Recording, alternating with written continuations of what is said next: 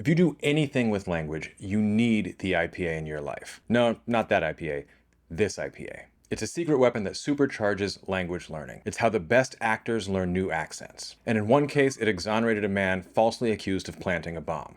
We'll get to that in part 4. So what is it? Well, starting in 1896, linguists led by the French philologist Paul Passy got together and formed what would become the International Phonetic Association. Its mission? Kill James Bond. No, devise an international standard for representing speech sounds in written form. Think about the reason for this.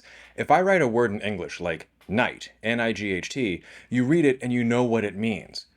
But you don't know how I said it. You hear it in your mind's ear, however you imagine it. More often than not, that's how you say it. But this one word has hundreds of pronunciations depending on who said it. Philadelphians sometimes say night. East Londoners might say noit. American Southerners might say not. But we write them all N-I-G-H-T. The problem gets even worse when you think about representing speech sounds for language learners. I have a Zulu textbook that says that in their transcription system, the letter E makes the same sound as the English word spelled B-E-D. I pronounce that word bed with an E. They want me to pronounce it like it's pronounced by South African English speaker, bed, with an A. And it's not limited to this one example. What sound does E-A-U-X make in French? E-A-U-X? Oh. What about D-I-N-D-I in Portuguese? Dindi? No. Gingi. So if you've ever been frustrated by a language textbook that says things like, it's like the A in father, or if you've ever wanted to learn how to mimic an accent, or if you've ever wanted to understand what makes an accent, or if you do anything at all related to language, this series is for you. Intro to linguistics students, don't think I forgot about you. And aspiring polyglots, I got you. Deep cover super spies and international men and women of mystery, clear your browser history, delete your cookies. We never met. In this series, I'm going to talk about what the IPA is and isn't. Then we'll start with consonants. Vowels will get their own video. Everything else from creak to implosives like to clicks like will be in the next video. And in the last, we'll put it all together and save some lives with linguistics. I'm Dr. Taylor Jones, and this is how to spell and shit. This is Language Jones.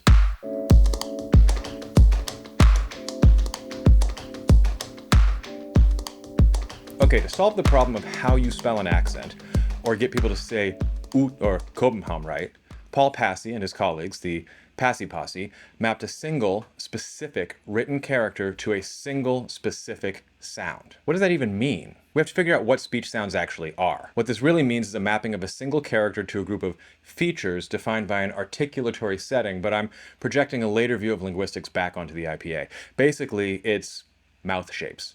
Different mouth shapes make different sounds, so we come up with a single letter for a single mouth shape. Articulatory setting. That linguistic view I was projecting back in time, IPA paved the way for this later view to emerge, which relies on distinctive features and has tremendous explanatory power across languages, explaining both linguistic patterns within a language, across languages, and across time as languages evolve. Kind of a big deal. The IPA is specifically designed to be intuitive, but they fit everything onto a single page, and it's super intimidating. So we're going to break it down. And this video starts with the consonants. What are consonants? Everything other than A, E, I, O, U? And sometimes Y? No. We're in the world of sounds now, so it's got to be something else. And that something else is obstructed airflow. This can be everything from a complete stoppage of airflow to just the tiniest turbulence by having two articulators near each other. Articulators being the bony and meaty bits in your mouth, like your tongue, teeth, lips, palate, and so on. Consonants are affected by three things, and they can be shockingly well described by just these three. And they're the same three questions that we ask when deciding whether or not to go to a party. Where, how, and what are the vibes?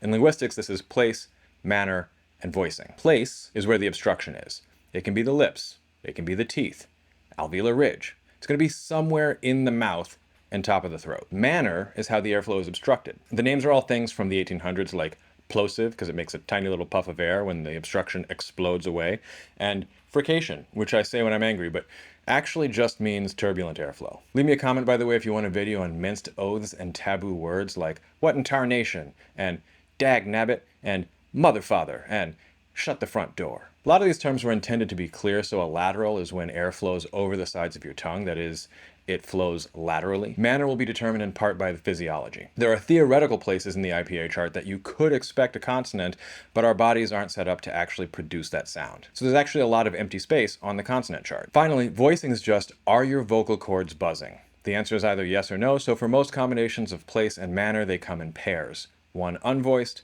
one voiced. We're almost ready to look at the chart, but one point is very important for English speakers. We tend to do a secondary thing called aspiration. This will be in the third video, but it's important to address it here since the sounds will sound a little weird if you don't know about it. We English speakers are actually the weird ones here. Basically, at the beginning of a word and some other contexts, we add a little puff of air to P, T, and K. And you can actually see this if you get a piece of paper and say a pair like spit, no puff, and pit, puff. Spit, pit. This is not normal, and it's a huge part of an English accent in other languages. Side note, voicing can be thought of pretty granularly and as a preview of how continuous and annoying vowels can be, so we define it by voice onset time, or when buzzing starts, relative to the obstruction. It can be before, approximately simultaneous, or after. English voiced and unvoiced are really more like unvoiced and really unvoiced, and this is a huge part of why we have accents in other languages. We keep adding aspiration, like in pit, pit, to languages that don't use that sound. So consonant pairs might sound slightly weird to native English speakers at first, but you'll get used to the difference here. Now we're going to go through the IPA chart, but we'll start with the easiest to understand and most common, and then work our way to the rarer and more complicated sounds for English speakers. Unfortunately, with consonants, you basically can't talk about a full syllable in any language except for Moroccan Arabic. But congratulations, you're just about halfway to understanding the entire IPA, which is way more than any one person is likely to need. No language uses all of these sounds. All right, let's take a look at this chart. There's a lot going on, but it's actually not as hard as it looks. We have columns, we have rows, and we have 2 entries for each because they're in pairs of voiced and unvoiced, or rather unvoiced on the left and voiced on the right. So for the rows, those come in different flavors. You have plosive, nasal, trill, tap or flap, fricative, lateral, approximate, lateral, approximate. This is basically, is it a complete closure of airflow? Is there air escaping out the nose? For trill, is a little piece of meat flapping against another one? With a tap or a flap, does it only happen once? For fricative, and then everything from fricative down to lateral approximate, that's obstructed airflow and the obstruction getting wider and wider until it's not really an obstruction anymore. Beyond that, beyond approximate, you end up with vowels. Then, if we look at the columns going from left to right, imagine someone in front of you facing your left. It's literally the front of their mouth all the way to the back of their mouth. So bilabial, that's both lips. Labiodental, that's lip and teeth. Dental, that's teeth. Alveolar, that's just behind the teeth. Post-alveolar, that's just behind that. Retroflex, your tongue is actually curled backwards towards the back of your mouth. Palatal, it's the body of the tongue lifting up towards the palate. Velar is a little bit more towards the back. It's the back of the body of the tongue against the back of the top of the mouth and the throat. Uvular is the dangly bit. And then pharyngeal and glottal are all the way down towards the back of the throat. So you're going from the front to the back, and we're going from more closed off to less closed off. Now, there's different ways of looking at this. I like to think about this from the more common and easier sounds, and then adding diacritics and adding more complicated or less common sounds. So if we start at the top, we have bilabial plosives, right? That's both lips together, and plosive is an obstruction of the airflow. Unvoiced is ba, a ba. Voiced is ba, a ba, where it's voiced all the way through. Side note, this may be done a little bit differently in the video when it is in its final form. I'm going to say them as best as I can, but I'm also probably just going to use the audio recordings from Lattifoged. We'll see which ones make it in. If for any reason I don't say it up to my standard, then I'll make sure that you have either Lattifoged or one of the other standard recordings to go from. All right, moving on from there, let's just move across the plosives across the top. So you have dental, alveolar, post-alveolar, and they're all represented by T and D, which is da, a da, and da, a da. This can be different places. So in French and in Spanish, a lot of times the T and the D are pronounced with the tip of the tongue right touching the teeth. That is a dental T. We don't have a special character for that because it's just the same all the way around. Americans tend to pronounce T's and D's a little bit further back, either alveolar, usually not post-alveolar. So you have P and B, T and D. These are exactly what they look like. We're going to skip retroflex for now and palatal and go straight to velar. That's K and G. It's exactly what you'd expect. It's ka, a ka, and ga, a ga. Okay, so we have voiceless, PTK, voiced, BDG. These are the same things. P is the same as B, except for the only difference is voicing, whether your vocal cords are moving when you say them. So let's skip a little bit down in the alveolar dental kind of area to fricatives. These are sounds that you should recognize, and this really helps illustrate voicing. S and Z. S is S, sa, a, sa, and Z is the same thing, but your vocal cords are moving. Za, a, za. You'll notice there's a little bit of other stuff going on here. We're going to come back to that. First, let's go to nasals. Nasals are air flowing out of your nose. So you close your mouth, move your vocal cords, have air flow out your nose. What do you get? You get We write that with the letter M, just like everybody. If you do the same thing, but the closure is the tongue behind the teeth somewhere, then we write that as an N. Air is flowing out of your mouth, your vocal cords are moving.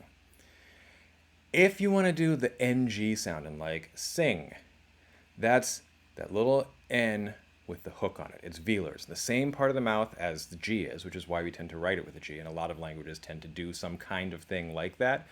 But it's represented by a little N with a little G tail on it. And you'll notice this kind of reusing parts of a character starts to happen all over the place. Now, continuing with the chart, if I just go down the sort of alveolar, post-alveolar, we have D, we have N. There's also ra, which is the trill, and then ra, which is the tap or flap. That's the sound that Americans say in words like butter and ladder and ladder. We spell them differently, we pronounce them the same. Keeping with some of the easier things first to recognize, we're going to go all the way to L's, all the way to the bottom, lateral approximant, that is la. It's written with a lowercase l. The upside down R, that's the American English R, that's ra. It's an approximant, it's not lateral. So far, so good. Now, think about this. We've learned a lot of characters already, and they're all exactly what we would use them and expect them to be. We're going to keep doing that with the labiodental fricatives. That's F and V. Fa, a, fa, va, a, va, and those are exactly what you'd expect. I'm going to finish up with some of the low-hanging fruit, the easy freebies, and then we're going to move on to just some extra additional strokes and things in the characters to represent more unusual sounds. So H represents exactly what we'd expect it to represent. Ha, aha. That one all the way up at the top that looks like a question mark, that historically was written with an apostrophe. That's actually what this is built on. And that's a glottal stop. So that is the sound in words like uh-oh, or bottle, or sea eagle. All right, now we get into some interesting territory where either it sounds that we know and are comfortable with, but they have kind of a weird spelling because we don't have an easy spelling for them, or we're going to get into some sounds that may be foreign to English speakers. Let's start with the post-alveolar fricatives. That's sha, a sha. It's the S that looks like integration. That's the sha, a sha S, as in words like nation. The one next to it that looks kind of like the number 3, that's je, as in pleasure or treasure, or in the French word je. Okay, we got most of these out of the way, so let's keep moving. What I'm going to do now is just go from the front of the mouth to the back of the mouth. I'm going to reiterate what we've already seen and then add to it. So bilabial, we start with plosives, pa, a pa, ba, a ba. Then you have nasal, that's airflow out the nose, that's still bilabial. We're staying bilabial all the way down. Then you get to trill. This is the Bronx cheer. This is ba, a ba. How fun is that? Capital B, which isn't used for anything else. Nothing for tap and flap. It's just not a thing that we can do with these, it's just not a thing that we can do with our lips. Then fricative, so we're making the airflow obstruction even a little less. That's fa and va, a va. This fa thing is actually what's represented by the letter F when we borrow words from Japanese. So Mount Fuji is not Fuji, it's Fuji. Forget the rest of the sounds. I'm just focusing on that first sound. Okay, labiodental. What's this M with the weird hook on it? Well, it's like an M, but it's slightly different because it's labiodental. That is ma. People do this all the time. I notice British English speakers do this all the time in words like emphatic. It's not a thing that we think of as its own separate sound in English, but it is its own sound in other languages, and it's a different mouth configuration, so it gets its own letter. Then you have the labiodental tap or flap, that's va. Then you have F and V. We got those, fa and va. And finally, the approximant. This is the one that's why native speakers of languages from the Indian subcontinent are sometimes perceived as having an accent in English. Well, one of the reasons, where they replace W's with V's and V's with W's. They're doing neither. More often than not, they're going wa, which is the approximate. You are using your lips against your teeth, but it's not all the way closed the way that a V is. It's wa. Now we're back to just dental. Dental, there's really nothing there that's specifically dental. You can have like da, da, da, da, da. You can have na, ra. You can do all these things with the teeth, but the ones that specifically have to be at the teeth are the fricatives. Theta, that's the egg with the line through it, the Greek letter theta, goes tha. It's in the name. Theta makes tha. So tha, a tha. The voiced version, the letter is called ev, and that's borrowed from, I think, Old English or something. That's tha, a tha. So like this and that. And theta is thing. Going down alveolar, same thing, just pronounced a little bit further back. Ta, da, na, ra, ra, sa, za. And then you got the L with the little line through it. That's sha. That is the two L's in words like Lloyd or Floyd. Those are both actually the same name from Welsh, which is pronounced Lloyd. Zulu has this sound in all sorts of words. It's a very common, well, not very common, but it's a relatively common sound cross-linguistically. It's just not the most common. It's a somewhat common sound cross-linguistically. Keeping it moving, American English R, the upside down lowercase r, ra, and la. Post-alveolar, same thing. You can pronounce things further back, ta, da, if you want to. All the way down to sh and ja, which we covered. Those, to my knowledge, don't really have fancy names, but whatever. Retroflex. These are all sounds that you already know. These look like letters that you already know. And you notice all of them in the retroflex series have a little tail. That tail tells you that you're curling your tongue backwards. So this is da, a da, da, a da, na, a na, ra, a ra, sha, a sha, ja, a ja. By the way, that's the sound that pinyin, transliteration of Chinese, represents as an R, is ja. It's the retroflex Z. Retroflex approximate, ra, and lateral approximate, la. Palatal is the body of the tongue coming up against the hard palate. So that is cha and ja, a cha, a ja.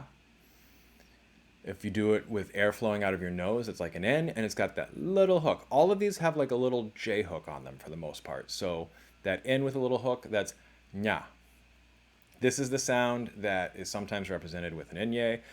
In French, it's written like an N-I kind of thing, but you get kind of a nya or a nya sound. But there's all sorts of languages that make use of this. Zulu, again, is a great example. The fricative is sha, a sha.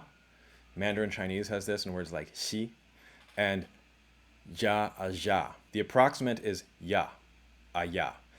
That we spell with a Y in American English, but most European languages actually just use the J for that sound. It's exactly the same as an I, a lowercase I in the vowels, and we'll talk about that when we get there.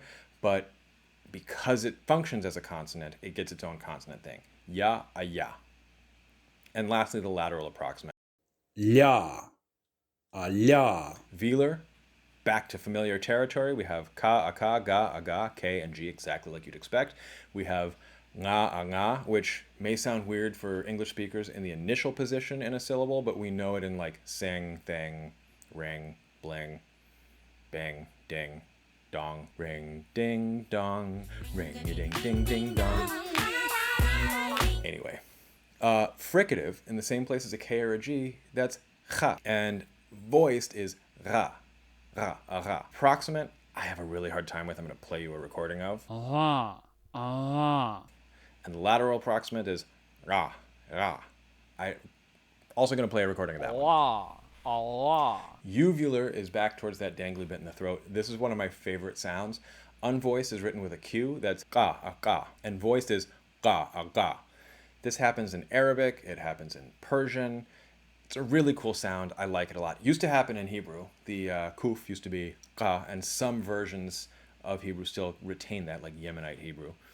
But it's relatively uncommon. It mostly just happens in Semitic languages. Capital N is a uvular nasal. That's nga. I have a very hard time with that one. And then the R, capital R, is ra. If you go wider opening to fricative, you get cha and aha. All of these are used in things like French, German, again, Hebrew. And then pharyngals. The H with the little line through it is ha. That's something that you hear in Arabic. That's something that you hear in mostly Arabic. And you have the voiced equivalent, which is ra or ayn. Ayn is another one that's very, very stereotyped as being Arabic. Some varieties of Hebrew have it. It's a very like Semitic language kind of thing. All the way at the back, we're almost done here. Glottal stops, that's nothing. That's the absence of sound as your voice is cut off back here. So you hear it by the sounds around it, like ba'o. And fricatives, ha and ha, ha, ha. It's voiced H. It's not a meaningful difference in English, so sometimes we have a hard time hearing the difference, but it's the difference between ha, aha, and ra, aha, ha, aha. I can't even do it. I'll play you a recording for that one too. Aha, aha. That's it. A lot of these come from either adding a little mark that indicates what it is, taking a letter from a language like Greek that already makes that sound, or just using a letter that's exactly what you might think it is. So depending on what language you're studying, you may need one or more of these, but you're not going to need to use all of this, and you can always refer back to the chart. In the next video, we'll talk about vowels. Don't forget to like and subscribe. In this video, I talk about some of the applications of the IPA for language learners. Thanks to my patrons, link in the description. If there's anything that wasn't clear here, leave me a comment. I will explain it, I promise. Until next time, thanks for watching and happy learning.